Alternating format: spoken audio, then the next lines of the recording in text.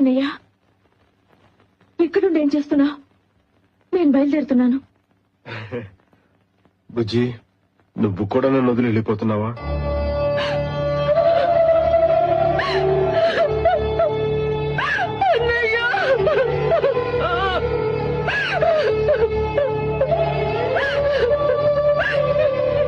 ఏంటన్నయ్య ఇదంతా?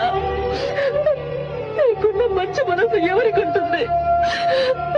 అన్నయ్య, ఇలా జరుగుతుందని తెలిస్తే ఆ రోజు నీ ప్రేమ గురించి చెప్పేమనేదాన్ని.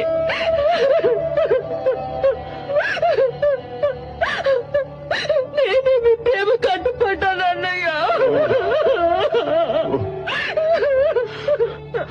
ఇందులో నీ తప్పేం లేదురా, నీ తప్పేం లేదు. ఊరుకోమ్మా.